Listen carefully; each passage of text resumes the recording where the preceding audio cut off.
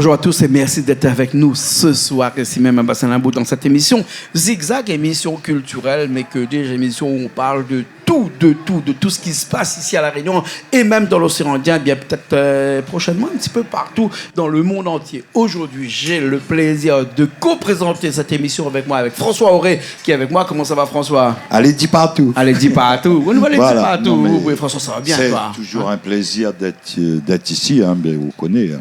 C'est d'ailleurs pour ça qu'on laisse à m'en revenir.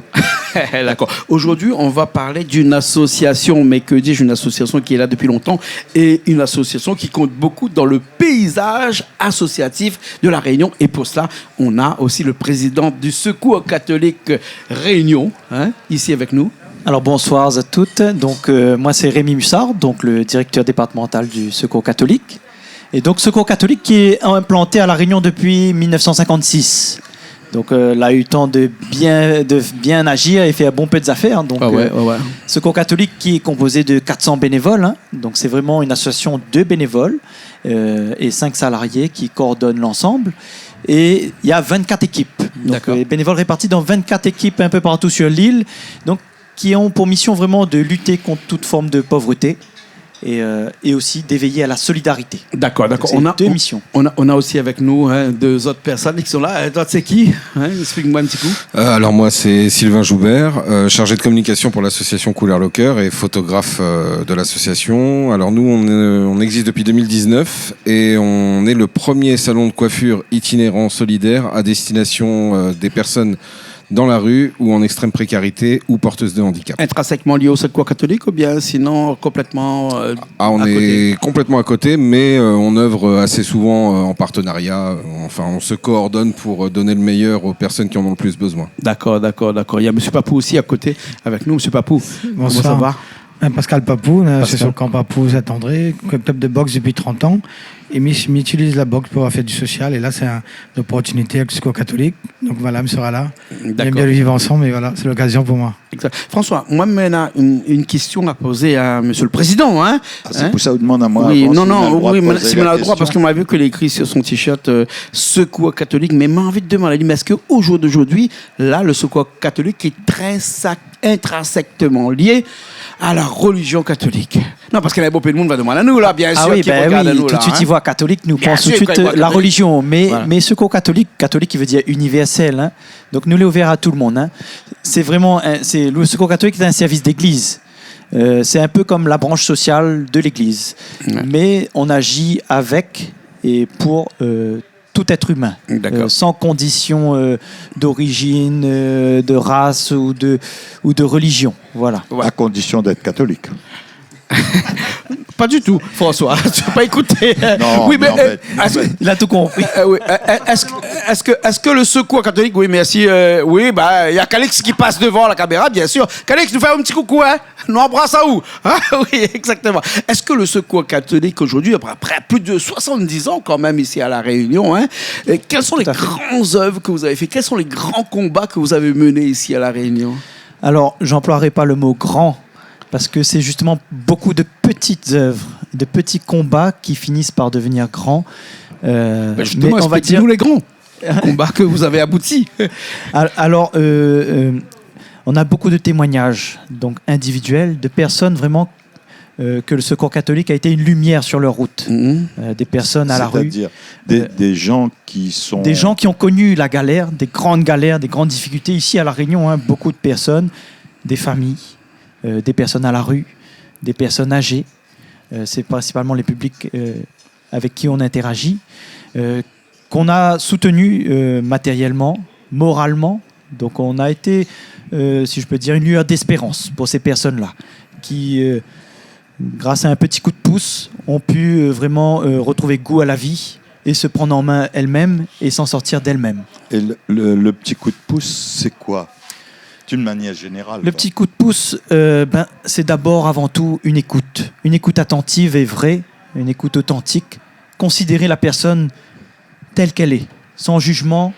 C'est un être humain, on parle de tout, de la pluie, du beau temps. On est à l'écoute et la personne se sent considérée, ne se sent pas étiquetée pauvre ou démunie ou SDF. La personne se sent considérée comme une personne à part entière.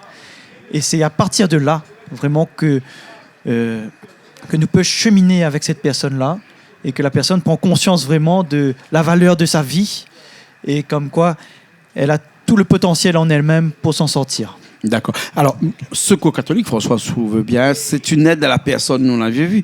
On a vu tout ça, c'est une aide à des personnes les plus démunies, hein.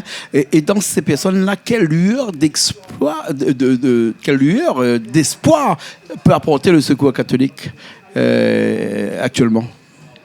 La première chose, c'est le fait de se savoir aimer, de se savoir considéré par quelqu'un, et ça répond à une soif de tout être humain, d'aimer et d'être aimé.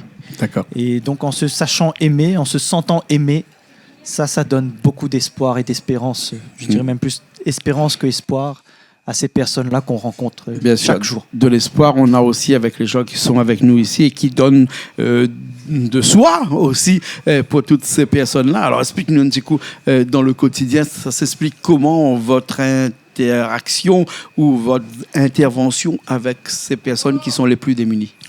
En ce qui nous concerne, en passant Merci, Monsieur Mézère. Coucou à Monsieur Mézère qui passe devant chez nous. Hein.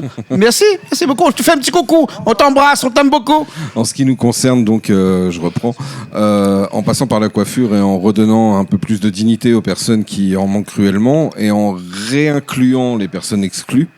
Parce que c'est vraiment ça. Moi, je soutiens complètement le discours qui a été tenu au préalable. C'est reprendre contact avec des personnes qui ont perdu contact avec la société, que la société retourne vers elles, ça leur permet en fait de pouvoir se sentir réintégrés. Et nous, dans notre manière de faire, en tout cas avec Couleur Locker, c'est leur redonner beaucoup d'humanité en étant pétillants, en donnant une énergie positive et en leur redonnant une estime d'eux-mêmes par le biais de la coiffure. Mais en même temps avec énormément de partenaires qui viennent nous soutenir, que ce soit des massages, distribution de repas, distribution de vêtements. Enfin, on essaye de fédérer un maximum de personnes autour de ces personnes. D'accord. Le sport aussi est un tremplin pour ces personnes les plus démunies, là, hein, M. Papou? En plus, à côté de Fayard, nous, donc voilà, Ouais. on fait un travail. On a des médiateurs aussi sur Fayard, donc voilà. Mais nous, à travers le sport, pareil, hein, Rémi dit, l'écoute, l'important. Déjà en dehors, même sur les réseaux sociaux, l'effet qu'écoutent les gens, des fois, ils donnent un petit lieu d'espoir et ça nous fait, en fait, avec peu de moyens. Donc voilà. D'accord. Et nous, ça nous fait justement, il revient un peu, ma monte à cuisine solidaire depuis un moment, donc il relie un peu avec le Secours catholique, avec tout le monde, donc voilà. D'accord, bien sûr. François, le Secours catholique, une grande date, là, avec des gros événements, là. Un grand rendez-vous. Un grand rendez-vous, là. Un rendez-vous vraiment important. Ouais. Qui peut expliquer nous ça? Peut-être, Monsieur le Président, non? François? Oui, mais je pense qu'il va pouvoir expliquer à nous ça. Et puis, dis-nous, pourquoi en fait faire une journée? Parce que c'est une journée, là. C'est une journée, tout à fait. Journée, hein. Tout à fait, c'est une Donc, journée. alors que, en fait, la pauvreté, c'est quelque chose, à mon avis, qui dure qui dure plus longtemps qu'une journée. Pourquoi faire une journée? Alors déjà, il faut revenir à l'origine. Cette journée n'a pas été inventée par le Secours catholique.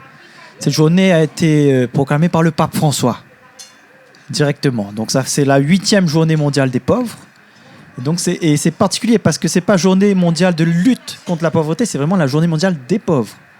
C'est-à-dire, c'est quoi la différence? Que durant cette journée-là, c'est une journée qui nous amène à réfléchir sur notre manière de vivre. Et on se considère d'une manière ou d'une autre tous pauvres. Dans le sens que nous portons tous une forme de pauvreté. Ça peut être matériel, ça peut être physique. Comment on définit un pauvre alors? Bonne question. Qu'est-ce qu'un Parce que pauvre? François est pauvre. Qu'est-ce qu'un pauvre? Oui, mais c'est un pauvre bouc. Mais... Alors plus sérieusement. Et cette journée-là, du coup, le pape François nous a lancé cette journée-là pour nous inviter vraiment à réfléchir sur notre manière de vivre, que chacun individuellement prenne conscience de comment on vit et est-ce que je partage? Est-ce que je suis tourné vers les autres? Et c'est une forme de solidarité aussi envers ceux qui vivent vraiment la grande précarité matérielle. Ouais. Je ne peux pas payer mes impôts parce que je suis pauvre. Ah ben ça, c'est chacun qui peut définir lui-même son niveau de pauvreté. Hein. J'appelle le Secours catholique, moi, qui peut m'aider. Je me considère pauvre Ouais. de cœur. Oh ouais. Tu parlais de l'écoute des autres. Ici, par exemple, à Canal Austral, c'est un espace vraiment d'écoute. Tout le monde peut venir dire ce qu'il a à dire. Enfin, et par exemple là, où est la pauvreté là? Ici, là, parmi nous 5. Où se cache la pauvreté? Alors moi j'ai une phrase, en tout cas, c'est-à-dire qu'on peut ne rien posséder, avoir énormément à offrir. C'est-à-dire qu'il ne faut pas confondre. Souvent on associe pauvreté et manque de possession. Alors que non, en fait, y a vraiment une richesse déjà en tant qu'être humain d'avoir la possibilité de converser les uns avec les autres et d'échanger sur les idées. Donc cet espace nous rend tous riches. Maintenant, la pauvreté, effectivement, c'est du cas par cas. Il y a des personnes qui décident de se mettre en situation de pauvreté, en situation d'exclusion. Il y a des personnes qui rejettent la société telle qu'on la vit aujourd'hui et qui décident de se mettre en marge. Il y a énormément de facettes de la pauvreté, il y a énormément de facettes de l'exclusion. Donc c'est vrai que c'est des choses à redéfinir et cette journée va nous permettre, en tout cas, de fédérer énormément de personnes pour poser ces questions-là, pour un temps de réflexion pour chacun d'entre nous et se dire est-ce que je suis riche, est-ce que je suis pauvre, qu'est-ce que je peux faire pour aider ceux qui ont moins que moi, comment je peux aussi solliciter peut-être ceux qui ont plus. Enfin voilà, c'est toutes ces questions-là qui sont mises en exsangue. Bien sûr. Lutter contre la pauvreté n'est pas une compétence de l'État avant d'être une compétence des associations. Lutter contre la pauvreté, je pense que c'est l'affaire de tous, de tout être humain. Et d'ailleurs, le Secours catholique a pour mission l'éveil à la solidarité.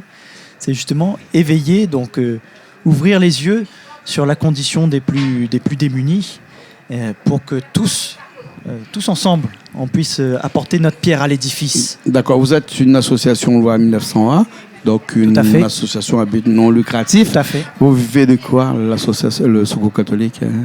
Très concrètement, le Secours catholique vit de dons privés. Il y a quelques subventions, mais c'est essentiellement grâce à la générosité du public. Et pour une association, donc le Secours catholique, en quelques chiffres, c'est quoi le budget? C'est quoi les gens qui sont touchés? C'est ici à La Réunion. Ici, oui, je parle pour La Réunion, bien sûr. Alors, ici à La Réunion, en tout cas, c'est environ 15 000 personnes qui sont touchées par nos actions chaque année.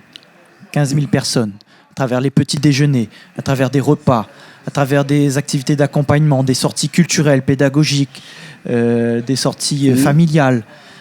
Donc, c'est 15 000 personnes environ qui sont D'accord. L'État, François, si tu peux aimer, l'État a mis en place un seuil de pauvreté ici à La Réunion. Est-ce qu'on peut dire qu'ici à La Réunion, il y a énormément de personnes qui vivent en dessous de ce seuil de pauvreté-là? Selon le seuil de pauvreté qui a été défini par l'État, les derniers rapports disent qu'il y a 36% de la population qui vivent en dessous du seuil de pauvreté. Et ils disent même qu'il y a environ 4% de la population à La Réunion qui sont sans abri, qui sont sans logement. On est en France, nous, ici à La Réunion? Énorme. À La Réunion. On est en France, ici à La Réunion. On est en France. Est-ce qu'on peut tolérer encore ça? On est dans la République française, mais on n'est pas en France. Parce que, regarde. Non, on n'est pas en métropole. Non. On est en France. Non, attends. C'est pas dans une République, on est en France ici. Moi, quand je signe mon papier, je suis en France ici. Non, on est en République française. Quand tu dis tu vas en France, tu prends l'avion, tu vas en France. Non, on va en métropole. Non, tu vas en France. C'est pareil, François. Non. Métropole. Sur on est en France. Sur l'Hexagone. On reçoit les budgets de l'État français, exactement comme on reçoit les budgets de l'Union européenne ici. Donc, du coup, on a les mêmes capacités lorsqu'on est à La Réunion. C'est un territoire. Alors, attends, laisse-moi finir mon histoire. La distance n'a aucune valeur dans la République française. C'est dans la Constitution, François. Laisse-moi finir. Bien sûr. Quand on est à Paris. Ça, c'est un point de vue. Quand on est à Paris, okay. On dit où veut retourner notre case, c'est-à-dire ici. Ouais. On dit où ça en France. Ouais. Si on dit à un monde là-bas à Paris où ça va en France. Ouais, mais où dit ça à La Réunion comme où dit ça à Marseille, quoi. Ben exactement. On prend le train pour aller à Marseille, on prend l'avion aussi. L'avion pour venir Sauf à La Réunion. Il n'y a pas de train, il y a un avion. Non, mais on vient à La Réunion. On vient pas en France. Est-ce qu'on peut dire qu'ici on est moins, comment on dit, on est les enfants pauvres de la France? Ah, pas du tout. Pour moi, il faut savoir que l'Europe donne à la Réunion plus d'argent qu'il en donne à toutes les régions de la France. 6 milliards d'euros tous les ans, c'est le budget qui transite par La Réunion.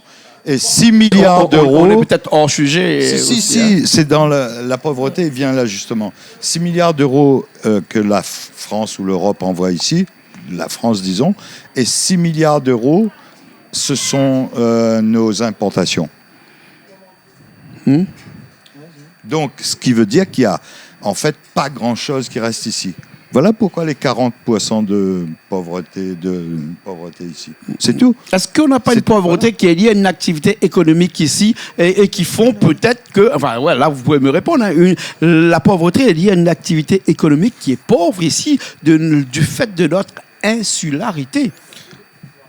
Alors, pour ma part, en fait, qui ai vécu 6 ans en Guadeloupe avant d'arriver à La Réunion... c'est la même chose. Ouais, c'est la même chose. Et ce qui est en train de se passer en ce moment, le soulèvement en Martinique, qui devrait tous nous alerter quand même, montre bien que cette disparité-là, de toute façon, existe sur l'ensemble du territoire, hexagone compris, je dirais même mondial. Pourquoi ? Parce qu'il y a un manque de répartition de richesses, où pendant qu'on est en train de se dire oui, on reçoit tant et ainsi de suite, y en a qui perçoivent énormément au moment où on parle, c'est des dizaines de milliers d'euros à la seconde que certains se mettent dans les poches. Donc moi je pense que c'est un manque de répartition de richesse, et aussi on est sur un territoire ici qui est en pleine transformation, une évolution qui est grandissante. Vous parliez tout à l'heure de ceux de Paris. Bon, moi je suis un Parisien d'origine qui est parti et qui maintenant sillonne le globe. Quand j'arrive ici, je me sens en France effectivement au niveau des papiers, au niveau de l'administratif et ainsi de suite. Mais au niveau culture, au niveau de ce que la Réunion représente, au niveau de la richesse culturelle, je me sens pas du tout en France. Mais quand tu es parisien, mais quand tu vas à Sainte-Marie-de-la-Mer, du côté des Flamands Roses, tu te sens parisien aussi ? Alors moi, je suis né à Paris, j'ai grandi en voilà. province. Quand tu es là-bas, tu te sens pas parisien. Quand tu es ici, tu te sens pas parisien. De toute aussi façon, parce qu'on est une région. Sauf que nous, on est une région ultra périphérique et c'est ça qui fait toute la différence de tout ça. Quand je parlais de tout à l'heure qui fait la pauvreté de la Réunion, parce qu'il faut qu'on revienne à ce sujet-là, la pauvreté de l'île de la Réunion qui sont typiques. On a quand même 40% de chômage ici. Si on inclut les jeunes, alors que si on les enlève, on est à 30% à peu près de chômage ici, alors que la France est à moins de 10% de chômeurs là-bas. Et qu'est-ce qui crée une pauvreté ? C'est parce que les gens ne travaillent pas. Hein, c'est parce que les gens ne créent pas de richesse forcément, et qui reçoivent l'argent du gouvernement, de l'État français, qui sont le RSA. Il ne faut pas le voiler, il faut le dire ça. Il y a des chaînes de télé qui ne le disent pas, parce qu'ils ont peur de retomber. Nous, on n'a pas peur de ces retombées-là. On a ici 100 000 personnes qui vivent des revenus minimales, c'est-à-dire qui vivent du RSA, etc.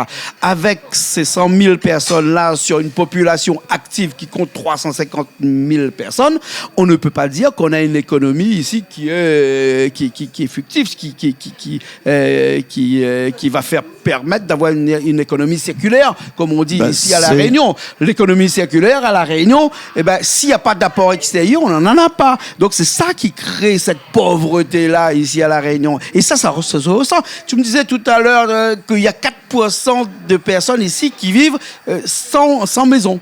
Ils n'ont pas de maison, qui sont un petit peu, comme on dirait, quand on n'a pas de maison, on est SDF quand même, hein. Il faut le dire, hein. Mais c'est quand même abominable quand même. La chance pour les gens qui habitent La Réunion, c'est qu'on a une solidarité dans notre monde.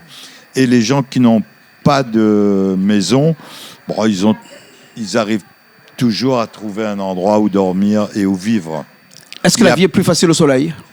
Pas toujours. C'est pas au soleil, pas c'est toujours, dans notre culture, dans notre groupe réunionnais, on va dire. Alors je partage le fait qu'il y a vraiment une belle solidarité qui se vit à La Réunion, hein, et on va le vivre notamment aussi durant la Journée mondiale des pauvres.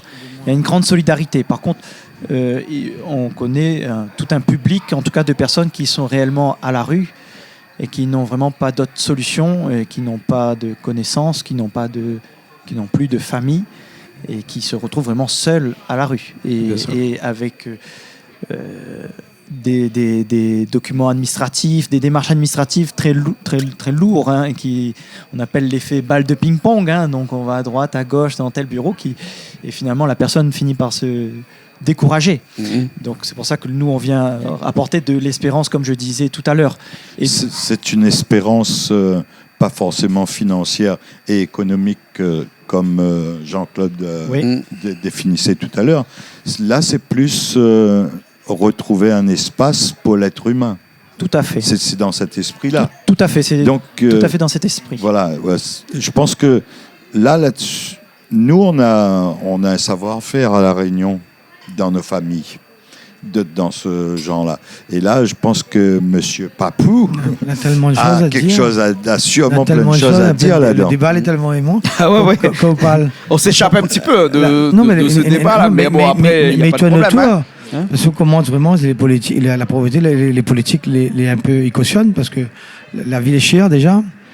C'est les Pas Harriot. pour tout le monde, hein. Il y en a qui ont 53% de vie chère ici. Hein. Ouais, Une bonne partie. Hein. Justement, on en a des gens. Mais tant mieux, ils ramènent de la monnaie ici dans notre économie. Moi, on a un petit gars oreille, il vient d'arriver à La Réunion, un petit prof d'histoire. Et dans l'Est, il entraîne chez moi. C'est un truc d'entraîner. Il vient d'arriver depuis 2 mois et c'est un bon oreille. Un bon oreille, comme Malba, on a le mauvais, on a le bon. On a beaux oreilles. Le petit oreille, il dit comme ça. Il dit, moi, il ne comprend pas, il gagne 40% de plus, il n'y a pas besoin de tout ça. Il ne comprend pas, il est comme tout le monde, il vient, il a 40%. Et là, il s'est gagné, mais il s'est mis sur ma cuisine solidaire. Ouais. Parce qu'il y avait à nous sur Média pour tous, il a appelé le sport et mon cuisine solidaire, donc il ne comprend pas, il est abusé, quoi. Il a le même diplôme qu'un créole. Et tu vois, on a des gens, il est arrivé à La Réunion, on a le bon, on a le créole, et il gagne. Il gagne 40%, il s'amuse un peu dans le social pour moi, comme il dit des impôts. Il gagne 40% de vie en plus. De plus en parce plus. que la vie est chère ici. Ouais. Hein, c'est 53% la vie chère ici. Hein. Mais déjà, la vie chère ici, là. Hein. Donc les chers polis, mais les pas chers pour être créole qui habitent ici. Donc voilà, il y a une injustice dedans. Est-ce qu'il n'y a pas un délit de favoritisme là-dedans qui pourrait être poursuivi par l'État? On fera un procès à l'État. Il se dit que pourquoi pas? Pourquoi pas? Mais pense que le créole, qu'il fait ce boulot-là, il gagne 40% de plus aussi. Hein. Bon, les plus en plus difficile pour le créole, gagne le place François, tu sais ce que tu es en train de dire? J'emploie je ne sais pas combien de salariés, je sais quel est leur salaire. Oui. Et imaginons que j'étais dans l'éducation nationale et que mes profs, par exemple, je parle des profs, mais c'est pas que les profs, gagnaient le même salaire que mes employés, plus 53%. Oui. Non, mais il n'y a pas là une illégalité dans tout ça. Alors, est-ce que c'est pas plutôt que les entrepreneurs, ils ne payent pas assez les autres ouvriers? Mettre 40% de mais plus, la convention collective ou la grille des salaires ne sont pas définies par les entrepreneurs. Ils sont définis par une convention collective qui a été mise en place par le gouvernement. Par le gouvernement. Tu ne m'as pas compris là. La grille des salaires, la convention collective de ces entreprises privées n'ont pas été mises en place par les privés. Ils ont été mises en place par le gouvernement. Mais c'est comme le gouvernement qui envoie donc, 6 milliards et qui aller faire un procès aux entreprises justement, ou au gouvernement. M. Auré parle de ça. Il y a des élections. François, c'est un ancien fonctionnaire, hein, donc c'est pour ça. Mais tu sais, quand on prend sa retraite, François, on n'a plus de la vie chère, on n'a plus de vie chère. Hein. Madame Bello l'a soulevé. C'est pour ça que quand ils prennent leur retraite ici, ils rentrent en métropole. Hein. Madame Bello a soulevé les 5-6 milliards d'importations.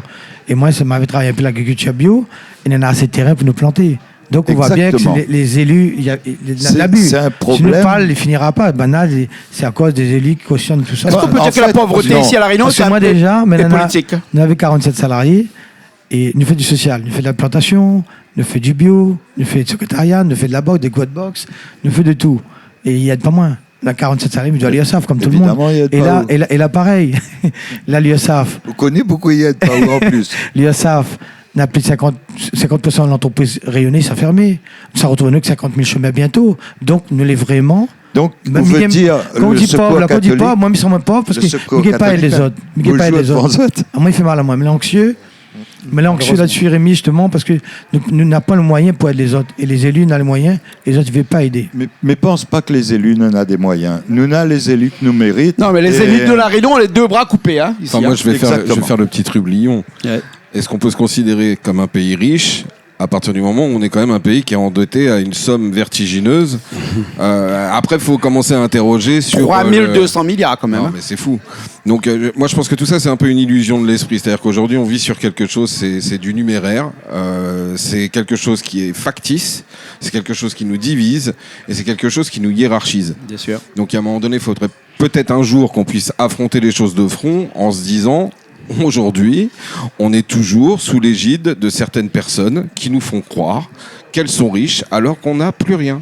Alors, c'est tout. Est-ce que c'est pas une invitation à participer à la journée que vous organisez. Tout à fait. Et pour parler justement de ça, des différentes pauvretés, de comment s'en sortir et de voilà quoi. Enfin, Et c'est pour ça qu'à cette journée, il y aura de nombreux acteurs. c'est quand? C'est le 17 novembre, dimanche 17 novembre. Et ça va se faire à quel endroit? Et ça va être au Grand Kiosque de la Plaine des Cafes. Donc D'accord. dimanche 17 novembre, Grand Kiosque de la Plaine des Cafes, ça va être une grande journée festive où on va former famille tous ensemble. Hein. Donc on sera un grand nombre. Hein. On attend vraiment le plus grand nombre possible de personnes. Les grands kiosques peuvent accueillir beaucoup de monde. Et puis ça ne se fera pas sans les partenaires, donc Couleur Locker, l'association Camp Papou et de nombreuses autres associations qui seront présentes et qui vont pouvoir aussi montrer ce qu'elles font, leur action au quotidien auprès des personnes en précarité. Et ça permettra vraiment justement d'avoir une photographie des acteurs une radiographie de même. Une radiographie. Et le but de cette journée-là aussi, c'est vraiment une journée festive et familiale où il n'y aura pas le pauvre d'un côté, le riche de l'autre. Nous va casser tous les barrières sociales. Nous serons tous pauvres. Nous serons tous pauvres. Donc il n'y aura pas un de plus qu'un autre. Nous serons tous pauvres, donc nous tous ensemble. Ce qui fait que les personnes qui sont vraiment en galère, ils vont rentrer comme dans une grande famille. Donc va gagner cause avec tout le monde et ils ne seront pas étiquetés, voilà le pauvre ou voilà le bénéficiaire. C'est vraiment une vous famille croyez au Père ensemble. Noël, vous? Ah oui, hein? Ah non, le grand Père Noël, vous là? Ah oui, hein? C'est un mythe américain, ça, ici, hein? C'est un Est-ce qu'on pari. croit vraiment ce qu'on est en train de dire, là? C'est un pari. C'est et vrai. On l'a relevé l'année dernière à Sainte-Marie. Et ça a marché? Il y avait 800 personnes. On a réussi à faire famille avec 800 personnes. Et tous sont repartis vraiment heureux, très contents de cette mais journée-là. mélanger des personnes qui sont De toutes conditions sociales, conditions sociales. mixité sociale, Ouais. c'est possible. On l'a vécu l'année dernière, justement. D'accord. Et c'est ce qu'on cherche à vivre au quotidien. On aimerait être là pour voir. Et venez, alors on vous 17 attend le 17 novembre voilà. au Grand Kiosque. Il y aura Exactement, des avec un activités. grand repas aussi qui va être servi. Nous- Parce nous- qu'il y alors, aura profite justement, nous profite. Un grand Voilà. repas. Quand Rémi dit, justement, nous confirme à où, il y en a Soberi, la donne de riz, il y en a Duchemont. Voilà, donné, il y en a- mais est-ce qu'il y est venu? Non, non, mais les calés pour 1500. Non, mais il a donné, mais est-ce qu'il y est venu? Lui, il mélanger pas avec tout le besoin. monde, quoi. Écoutez, on a Enfin, des moi, sponsors, là, je vais le jeu. quoi. Excusez-moi. Ça fait hein, un On a avocat. Locker, on en a. C'est pas rien que l'avocat.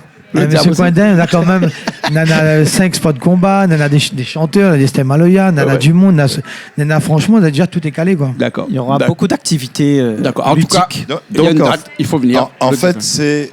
c'est une grande fête que Zoti Exactement. organise. C'est une Exactement. grande fête humaine, on va dire, Exactement. qui touche l'humain, qui touche pas forcément seulement ce que n'a l'argent ou point l'argent. Et c'est en ça que cette journée-là, elle est importante et que nous, Réunionnais, nous devrions normalement participer parce qu'il fait partie de notre, pas ADN, mais enfin de notre... Solidarité commune. la Notre solidarité, savoir-vivre. c'est notre savoir-vivre, quoi. Bien sûr, savoir C'est vivre. c'est un acte de foi, en fait. Ouais. Savoir tout à l'heure quand tu demandais s'il y croyait vraiment. La foi transcende la croyance. Hein. Il y a un moment donné où il faut se dire on y va, quoi. C'est ce côté-là. Et là, au moins, on sait qu'en fonctionnant tous ensemble, on œuvre Voilà. indépendamment sur le territoire, mais ce jour-là, on sera polarisé pour essayer de faire le D'accord. maximum de Tous de ensemble. Mais il faut un bienveillance. engagement de tout le monde parce qu'un grand philosophe a dit un jour que ne pas s'engager, c'est encore s'engager. Donc c'est pour ça que cette journée-là sera un grand engagement vis-à-vis de toutes les personnes qui veulent bien se donner la peine de Exactement. venir à la Plaine des Cafes, au Grand Kiosque à la Plaine des Cafes, Exactement. Sans intérêt politique. sans intérêt politique. Voilà. Hein. Voilà. Voilà, hein. Une grande voilà, famille. hein. Voilà. Merci à M. Tianakona, enfin fils maintenant, hein, bien sûr. Hein. Un petit coucou à lui, hein, tout Oui. en passant, hein, bien sûr. Battre le micro. Nous peut-être demande au président du Rémi, secours, appelle à moi Rémi. Rémi. Oui, mais pour deux monde, hein, sans famille. Je sais pas, de dire une affaire qui fait que de mon il sort de cette case, derrière la télé, derrière le téléphone, derrière ci et ça, et il vient. Pour finir Ouais. cette émission. Voilà. Alors, vraiment, zot toutes, nous comptons sur zot, nous attendons à zot vraiment pour cette journée-là. C'est vraiment une journée de solidarité, une journée familiale. Donc, viens zot avec zot parents, zot enfants, les mamies, les papis, viens zot toutes les bienvenues. Nous attendons à zot. Il y aura un grand repas festif, il y aura plein de belles activités. Et vraiment, nous allons faire famille tous ensemble et montrer à La Réunion que nous gagnons encore vivre ensemble, nous gagnons être encore solidaires aujourd'hui grâce à votre participation. C'est quand? On rappelle. Dimanche 17 novembre, nous attendons à Zot. Où ça? Au Grand Kiosque, la Plaine des Caves, dès 8h. Viens Zot, ce sera toute la journée. D'accord. Merci beaucoup. Merci à vous. Merci à tous qui étaient là aujourd'hui pour parler de ce grand moment et pour parler aussi de beaucoup de choses liées ou directement ou indirectement à la pauvreté ici à La Réunion. Nous, elle échappe à nous un petit peu pendant ces 30 minutes-là de peut-être de cette journée-là, mais c'était nécessaire pour pouvoir comprendre un petit peu comment fonctionne ce dysfonctionnement de la pauvreté ici à La Réunion. Hein? Merci bien. Il y a des bus aussi à disposition. Des bus à disposition. Un numéro de téléphone peut-être qu'il faut appeler pour... vous avez des bus ou... Alors, numéro de téléphone 02 62 21 37 44. 02 62 21 37 44. Et il y aura des bus en partance des quatre coins de l'île. Donc, rapprochez-vous des équipes du Secours catholique le plus proche de chez vous. Et on vous indiquera... ce qu'il faudra faire. D'accord. Merci beaucoup. Merci à tout le monde. Hein? Merci à Richard qui était à la technique. Nous, on se retrouve la semaine prochaine dans une nouvelle émission. Merci beaucoup. À la semaine prochaine.